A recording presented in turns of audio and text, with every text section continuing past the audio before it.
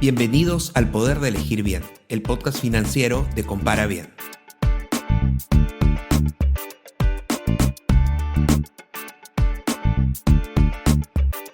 Recientemente se viene discutiendo un proyecto de reforma del sistema de pensiones peruano, que ha recibido muchas críticas sobre las ideas que propone. ¿Cuál es la propuesta del Congreso? ¿Qué riesgos se presentan para los trabajadores?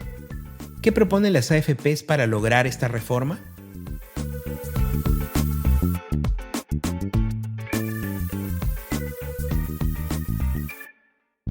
Soy Alfredo Ramírez y en este episodio discutiremos estos aspectos de la reforma del sistema de pensiones.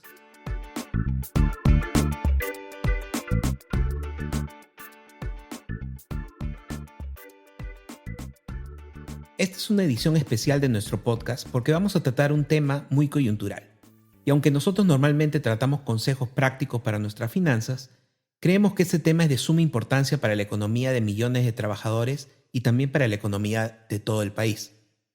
El sistema privado de pensiones peruano tiene casi 30 años de existencia y se está discutiendo la reforma del mismo en un escenario de una pandemia que ha golpeado la economía mundial. Vamos a entender de qué se trata esta reforma y cuáles son los peligros de la misma. Para esta ocasión tengo el placer de conversar con Aldo Ferrini, CEO de AFP Integra, una de las primeras AFPs del sistema de pensiones peruano. Hola Aldo, gracias por tu participación. ¿Cuáles son los principales problemas del sistema privado de pensiones? Yo creo que la pregunta es más amplia, ¿no? Hay que hablar de cuáles son los problemas del sistema peruano de pensiones, tanto público como privado. Creo que es difícil desconectar esto de la informalidad laboral que tenemos en el país. El sistema está basado sobre salarios, por lo tanto solamente el sector formal es el que está aportando, y con esto los sistemas de pensiones de Perú están dejando por fuera casi al 70% de la población. Creo que ese es el desafío más grande.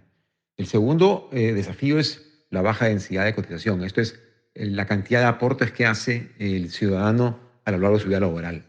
Y lo que vemos es que tienes un grupo grande que aporta entre 60 y 70%, ya hablemos más o menos del 50% de los que cotizan, de los que están en las AFPs, y otro grupo que son el otro 50% que cotiza muy poco, entre el 10 y el 20%.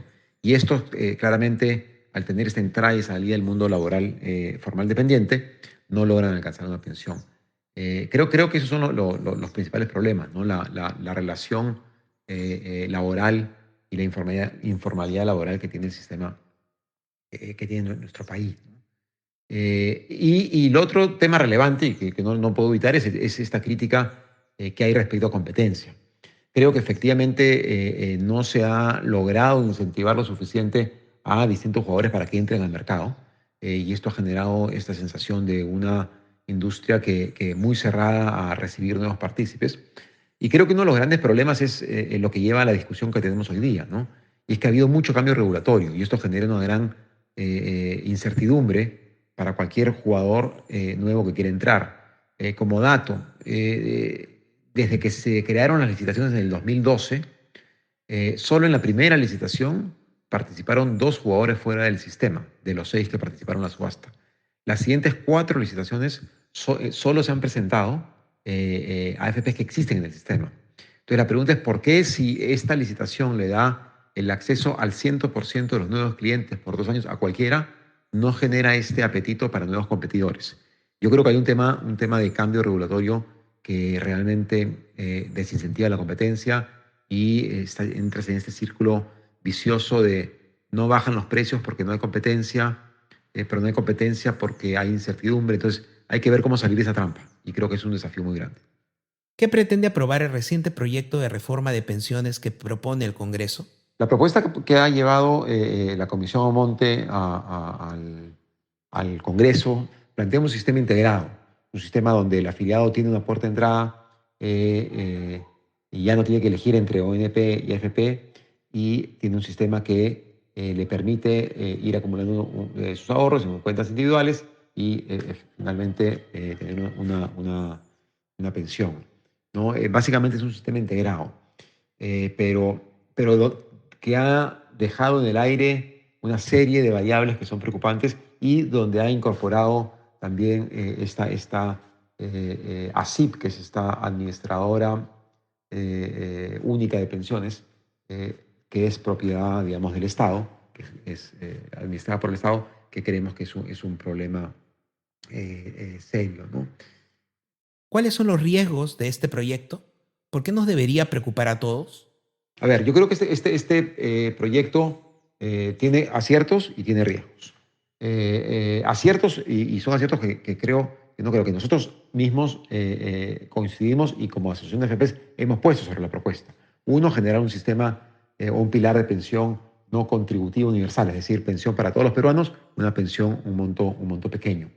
Eso es una pensión de subsistencia. Después genera pensión mínima para todos, que también es algo que nosotros estamos totalmente de acuerdo. Para aumentar la cobertura y el incentivo al ahorro, propone esquemas de capital semilla, de contribución equiparada, es decir, el ciudadano pone un sol y el Estado pone medio sol o un sol, dependiendo cómo se definan las reglas. Y también habla de usar el IGB como parte del aporte de los ciudadanos. En esos temas creo que son positivos. Pero lamentablemente tiene dos o tres factores que creo que le quitan todo el mérito y toda la viabilidad al proyecto marco como se ha planteado. El primero es darle el control total del sistema al Estado. Se ha argumentado mucho que el Estado no es el que va a gestionar, sino van a gestionar terceros, pero eso no es exacto. Como va a funcionar el sistema es que el afiliado entra al sistema a través del Estado, es más, a través de SUNAT. SUNAT le entrega el dinero a esta ASIP, esta Administración Única del Estado, y va a dividir el aporte en dos. Uno que va al Fondo de Riesgo Compartido y otro porcentaje que va al Fondo de Riesgo Individual, que es como hoy día tenemos en las AFPs. Y cuando el Estado recibe estos dineros, alguien dentro de esta organización, imaginemos que es un equipo de inversiones, subasta estos fondos a terceros. No se sabe con qué política de inversiones, no es claro cuáles son las reglas, y se entregan estos fondos a terceros sobre la base de una licitación que lo que dice la ley tiene que priorizar costos y rentabilidad. Entonces, en esta dinámica, el ciudadano pierde todo contacto con el gestor de inversiones, con su AFP. La relación que tiene el afiliado es con el Estado. Si el afiliado tiene un reclamo, si el afiliado quiere saber su estado de cuentas, si el afiliado quiere solucionar un conflicto, va a ir con el Estado y ya no va a tener relación con la AFP. Por lo tanto, tenemos un solo gestor de todo el sistema de pensiones que va a terminar licitando el servicio de gestión de inversiones. De alguna manera, y para ejemplificar, es como el call center. Esta unidad del Estado también va a licitar el call center. El call center no va a ser el Estado, pero las reglas de cómo se licita, cuáles son los objetivos, cuáles son las variables por las cuales se va a medir este call center, la define el Estado. Lo mismo pasa con las inversiones. Y eso creemos que es malo porque reduce la competencia y porque se genera este riesgo grande de un uso político de los fondos en lugar de un uso técnico cuyo principal objetivo es generar la mayor rentabilidad para los afiliados. Ese es el primer problema que le vemos a la reforma, es la centralización y este monopolio del Estado para la gestión de inversiones. El otro riesgo que vemos es la creación de este fondo de riesgo compartido, donde una parte de nuestros aportes va a ir a un fondo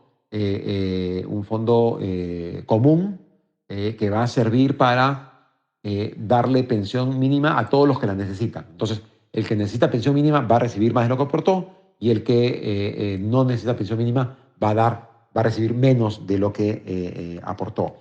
Acá el gran problema, digamos, el gran problema que le vemos es que se le está cargando al afiliado que aporta este costo de solidaridad. Nosotros creemos que dada la gran informalidad en el país, sería mejor que este componente solidario que estamos convencidos debe existir en el sistema sea financiado por el Estado a través de impuestos generales y no directamente cargados al aporte del ciudadano. El siguiente problema asociado al fondo de riesgo compartido es que no se definen los porcentajes. Se habla mucho que debería ser 20%, 25%, que es lo que ha recomendado la OECD. Pero la verdad es que ese porcentaje lo va a definir, de acuerdo a lo que plantea el proyecto, la presidencia del Consejo de Ministros, que es un órgano político y así debe ser como órgano político.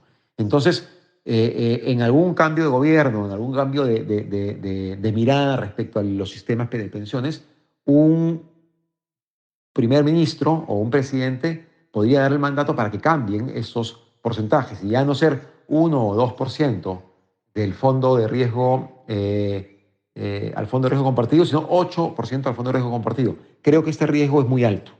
Y lo otro que se le carga al afiliado, ¿no? Creo que eventualmente si se quiere ir por este camino, una alternativa podría ser que el empleador, que también la ley plantea que el empleador haga aportes, que el empleador pudiera eventualmente hacer el aporte a este fondo de riesgo compartido. Yo creo que aquí el problema es que no estamos reconociendo los éxitos del sistema nacional, que es la pensión mínima, y del sistema privado, que es la generación de rentabilidad, la transparencia, el manejo de los fondos. Creo que hay que construir sobre lo avanzado. La creación de la SIP es una especie de borrón y cuenta nueva, que busca crear una institución de cero y no busca realmente dar un salto sobre lo ya construido.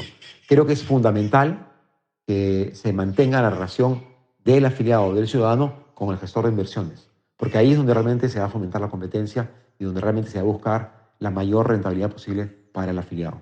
Está claro para todos que debe haber una reforma. ¿Qué proponen como alternativa a las AFP? Sin duda, nosotros venimos pidiendo una reforma desde hace un buen rato. Nosotros lo que hemos propuesto es una reforma también con un sistema integrado, con una pensión universal no contributiva, con pensión mínima para todos, que fomente el ahorro, porque sin ahorro, recordemos, no hay pensión, pero que esta pensión mínima para todos que se le dé a aquellos que habiendo cumplido los requisitos de 10, 15, 20 años de aportes mínimos, tiene que ser escalonado para que no sea regresivo, sea financiada, esta diferencia necesaria para tener la pensión mínima, sea financiada por impuestos generales. Eso es punto número 1. Punto número 2, necesitamos generar mayor competencia. Y para esto tener reglas claras, y la reforma es parte de definir reglas claras, podría dar estabilidad regulatoria hacia el futuro y eso aumentará sin duda la competencia. Estamos proponiendo también algo muy importante que es la comisión por desempeño. Una de las grandes críticas al sistema es que cuando la rentabilidad es negativa y el afiliado ve rentabilidad negativa en su fondo, la AFP sigue generando utilidades. Creemos que la comisión por desempeño, que es simplemente cobrar una comisión mínima para cubrir los costos de gestión y atención a clientes, que no genera utilidad, y cobrar una comisión adicional solamente cuando los fondos tienen rendimiento positivo. Entonces, por ejemplo, si el fondo rinde 10%, el afiliado se lleva 9.5% de esa rentabilidad y la comisión para la AFP es 0.5%. Si la rentabilidad es cero, la AFP no cobra comisión, ¿no? Ese es el concepto de comisión por desempeño que estamos proponiendo y creemos que sería sumamente importante. Y también estamos proponiendo incentivos al aporte voluntario. Todo el tema de contribución equiparada, capital semilla, uso de IGB también es parte de nuestra propuesta.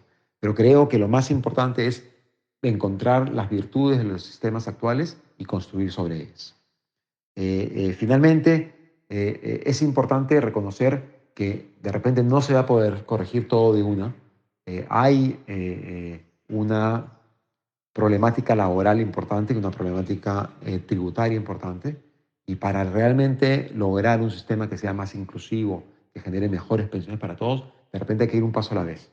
Y regresando a la pregunta inicial y cuáles son los desafíos, de repente la reforma integral hay que dejarla como cascarón y empezar a hacer cambios graduales para no corregir o para no cambiar todo. Por ejemplo, en vez de crear esta SIP, que sería la entidad del Estado única para servir pensiones, de repente una solución parcial o intermedia puede ser, oye, que se cree una FP del Estado. Una FP del Estado podrá, si efectivamente es eficiente, competir, generar más clientes y eventualmente, si es la mejor de todos, será la AFP más grande y tendrá una injerencia relevante en precios, lo cual es bueno para el cliente.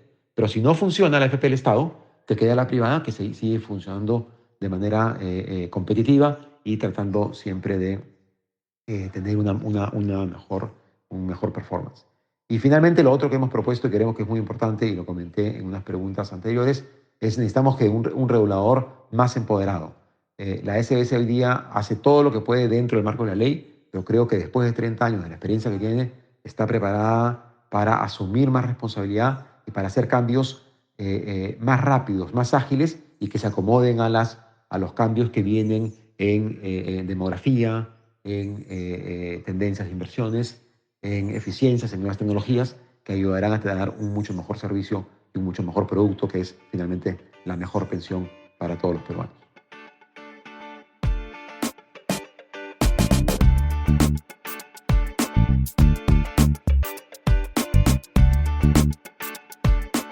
Si te gustó este episodio y quieres aprender sobre cómo dar un mejor uso a tu dinero, suscríbete a este podcast y pasa la voz a tus amigos.